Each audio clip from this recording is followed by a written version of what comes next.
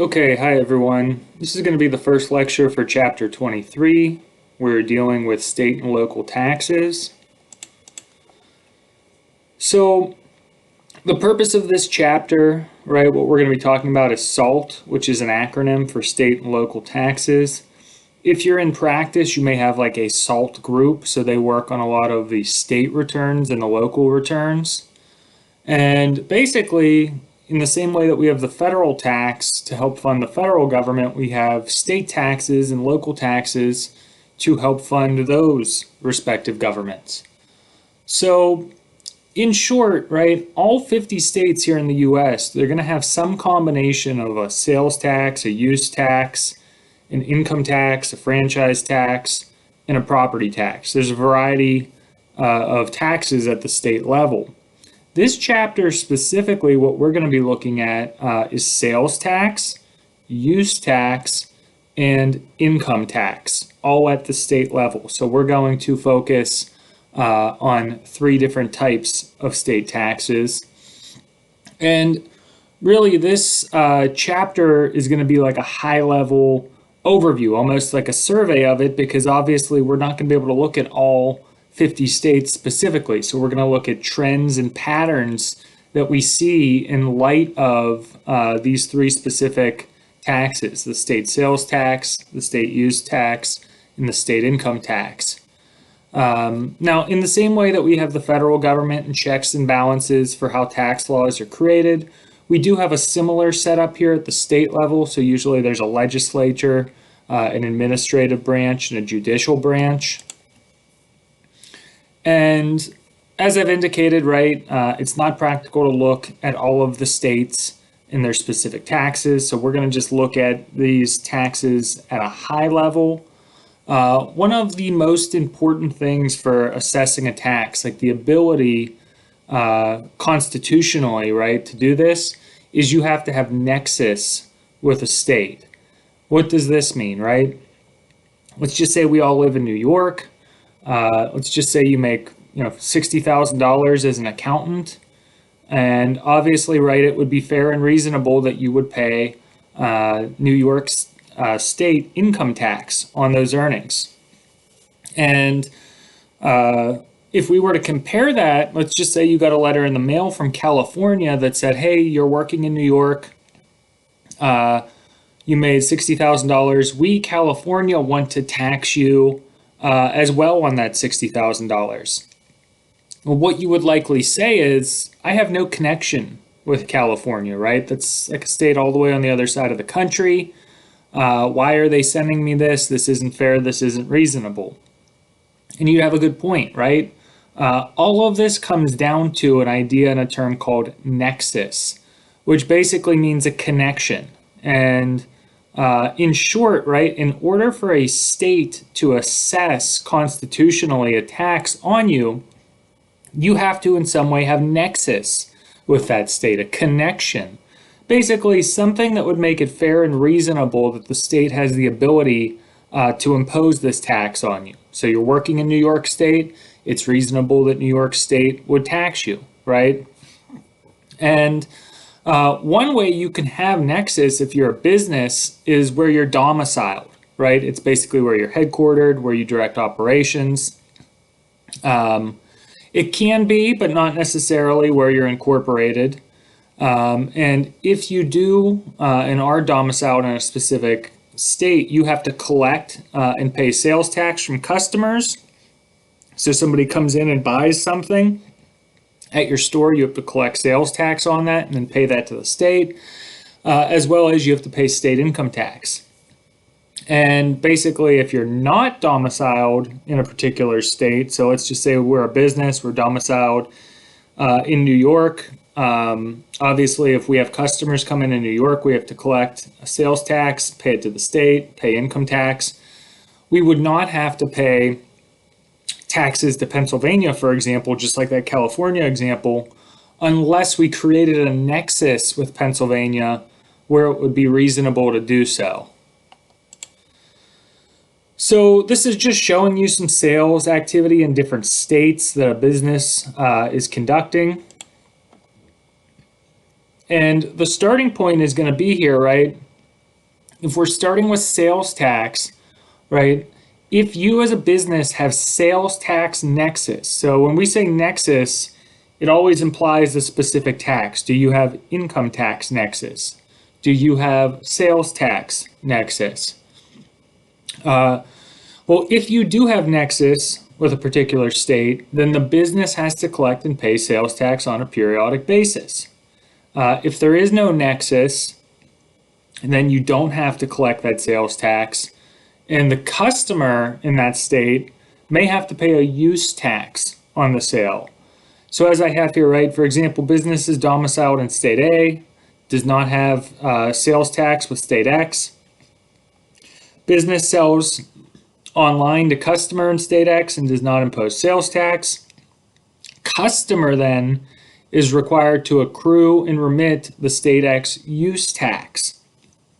And we'll talk about use tax. This is kind of a hidden tax that a lot of people don't think of.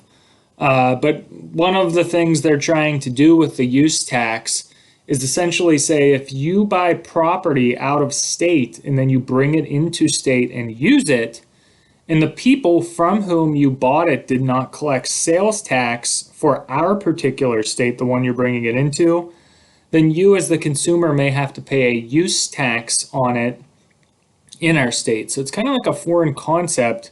A lot of people have never really seen this because it's not like sales tax when you check out at the register. It's automatically imposed. It's one of those things you affirmatively have to report yourself. So this is just starting with sales tax nexus. If you sell goods, if yes, you have it with the state, and then you as the seller have to collect sales tax from the buyer, and you complete a sales tax return. If no, then the buyer the buyer has to accrue the use tax and pay it at their home state. So it's basically what we've talked about so far. So as I have here, right, businesses engaged in interstate commerce also deal with income tax related issues. If a business has income tax nexus with a state, then it would have to pay state income tax. As I have here, whether a business has income tax nexus depends on the apportionment of business income and the allocation of non-business income. Also, I have here, let's get that out of the road here. For states where businesses, or there is an income tax nexus, okay, we said we have nexus here for income tax purposes. Our state taxable income is going to equal the business income apportioned to the state plus the non-business income allocated to that state. You would then apply the tax rates to determine the tax liability. We'll talk about what those words mean. We're just teeing up some issues here right now. So, sales and use tax, right? 45 states have a sales tax. Generally, right, then most states are going to apply that on the sale of goods. So for example, you go into the dollar store when it was a true dollar store and you buy 5 items. You check out, right, you're not paying $5 even, maybe you're paying $5.50, right? That additional 50 cents is sales tax. Now, while that is the case, right, there are certain items that may be exempt from sales tax. So food is often something that's exempt from sales tax. So if you go and buy an apple or groceries, right, as long as it isn't prepared food, then it's different. It might become a service in part that you've received, but generally food isn't going to be subject to it. Likewise, like real property, you buy a house, you don't pay sales tax on that. So this one right here I put in, it's interesting just because it has to do with New York State. So items here, right, they're really just comparing marshmallows, whether it's a candy or food. You can read through that. That's just sort of for your own reading and regard. So with regard to sales and use tax, I have here, why do we pay sales tax on some goods purchased on the internet but not on other goods? Well, really, it depends if the seller has nexus with the state. So if you remember at one point in time, it's not really like this anymore. But it used to be certain items, right, that you would buy on Amazon or eBay, you wouldn't have to pay tax on it. And, it would be maybe some way you could save money, right? In those cases, the seller of the goods, they would have been deemed not to have nexus with New York State, so they don't have to pay sales tax on it. But you would have to pay use tax, which historically not a lot of people did because they weren't aware of it. What they ended up doing is, because they broadened the term of nexus, which we'll talk about, things like eBay and Amazon, these like really big businesses, they're basically deemed to have nexus with every single state now. So as I have here, right, so let's say you buy your book from the bookstore versus an online seller from another state. If you were to buy the book at the bookstore, you'd have to pay sales tax at the time of checkout. However, if you bought it online from somebody and they didn't have nexus with New York State because this was just a single sale, there wouldn't be any sales tax on it, but you would then have to pay use tax. So as I have here, right, previously sales tax nexus was established through a business having physical presence within a state, right? Like you open up a shop, you open up a business. However, in the Wayfair case, so the Wayfair case is like a big deal, the US kind of changed this rule to being more of an economic nexus standard, right? Do you have economic connection with the state? And that's why, for example, things like eBay and Amazon, even though they may not have had in the past a building here or a physical presence, they've shipped enough goods into the state that they now have economic nexus such that it's reasonable to impose sales tax on those sales and make them collect and remit it. So as I have here, right, under Wayfair, states can impose sales tax based on economic nexus as long as they don't place an undue burden on interstate commerce. Sales tax economic nexus is met if there's no retroactive tax collection. There's a single state level administration of it. It's simplified. There's uniform definitions. And the state provides software for the tax collection. One thing here is, right, if you're a business, an out-of-state business, and you're saying, do I have to collect and pay sales tax? Let's say I'm in New York and I'm selling to somebody in Pennsylvania. Have I met economic nexus that I have to collect and pay sales tax? The safe harbor here is basically for the small guy sellers that says, no, you don't have to.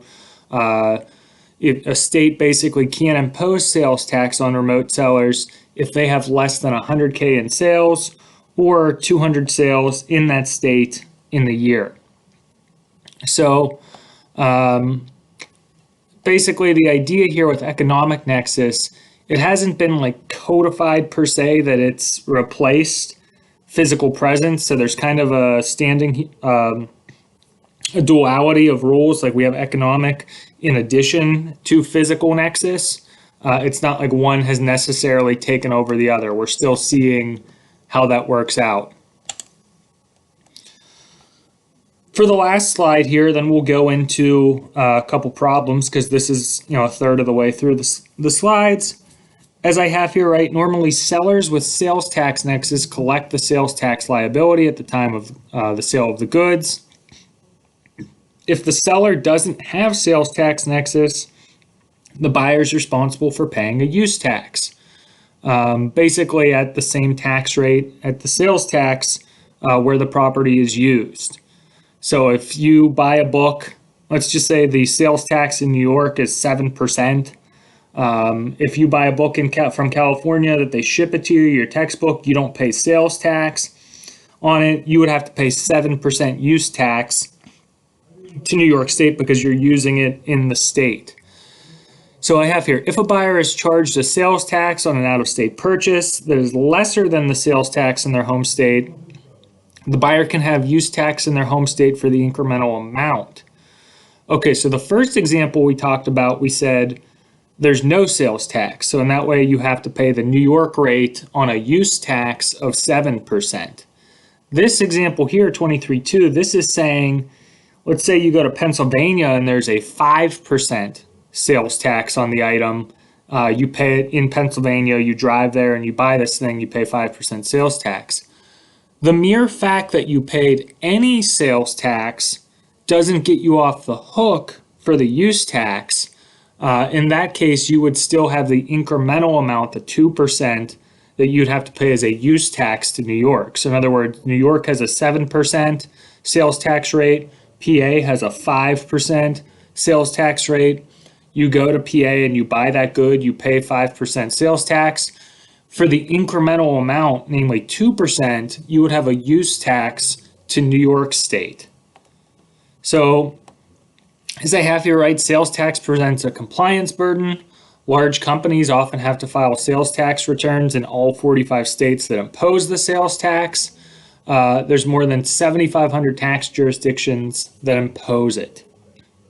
So let's look at a couple problems here with it. So we have this company, Wild West. It looks like they send promotional brochures from Idaho to Arizona and Colorado clients. They generated current year sales of 89,000 on 215 transactions. And it looks like they had 75,000 on 163 transactions within Arizona and Colorado. Prior to Wayfair, Wild West didn't collect Arizona and Colorado sales tax or file any returns. Okay, so they just are, looks like they're located in one state. They ship stuff to Arizona and Colorado, and they say, we don't have any physical presence there. We're not going to collect sales tax. If you use it there, you got to pay use tax. This is like before Wayfair. They have no employees in Arizona or Colorado or physical property. All they do is just ship the stuff. And it looks like Arizona and Colorado recently adopted the economic standard under Wayfair. Given this case, right, does Wild West have sales tax nexus in Arizona and or Colorado? Okay, so the idea here is going to be yes, they have it in Arizona. No, they don't have it in Colorado. So basically, with regard to the states here, it looks like they met the economic nexus standard of 100,000 in sales or 200 transactions within Arizona. So if we go back here, right, if we look at the safe harbor, they didn't meet this. In other words, they failed the safe harbor for Arizona. They have more than 100K in sales. So this economic nexus standard would hold true. They'd have to pay sales tax there. However, in Colorado, it had 163 transactions and its sales revenue was less than $100,000. Because it was less than $100,000, right, it's going to not have, in this case, any sales tax liability. In other words, it meets the safe harbor for Colorado. So you meet it for Colorado, you fail it for Arizona. Therefore, Arizona, you got to pay sales tax as the business. Colorado, you do not. A couple other things here. It says, assume in addition to mailing the brochures, Ken visits Colorado on promotional trips, so one of the employees. Then do they have sales tax nexus? So in this case, they may have nexus. It's probably yes. The reason being is once they start sending the sales rep and stuff into Colorado, they will have established a physical presence there. So they could get them on sales tax on physical presence. No, they don't meet the economic presence standard as we just discussed, but if you start physically sending people into the state, then you have nexus. Looking here at 23.2, if we go through this, looks like some similar facts here. You can go through and look at this at your own accord. This is going to look at a little bit of a use tax, some sales tax implications.